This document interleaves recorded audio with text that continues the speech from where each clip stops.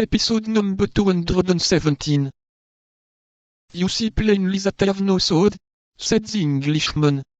Do you wish to play the braggart with an unarmed man? I hope you have a sword at home, but at all events, I have two, and if you like, I will throw with you for one of them. Needless, said the Englishman. I am well furnished with such playthings. Very well, my worthy gentleman, replied D'Artagnan.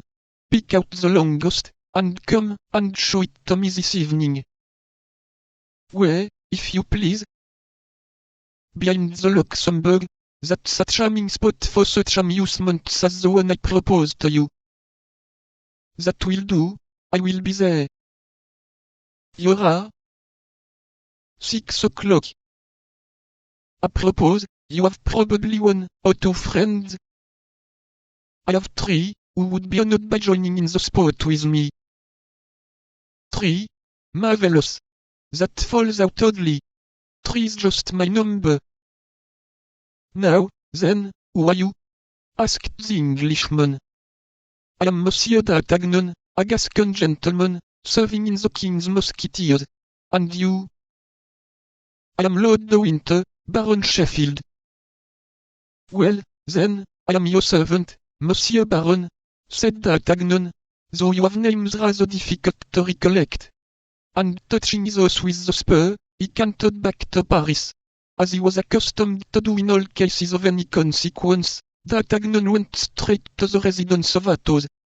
He found Athos reclining upon a large sofa, where he was waiting, as he said, for his outfit to come and find him. He related to Athos all that had passed, except the letter to M. de Wardes. Athos was delighted to find he was going to fight an Englishman. We might say that was his dream. They immediately sent their lackeys for Porthos and Aramis, and on their arrival made them acquainted with the situation. Porthos drew his sword from the scabbard, and made passes at the wall, springing back from time to time, and making contortions like a dancer.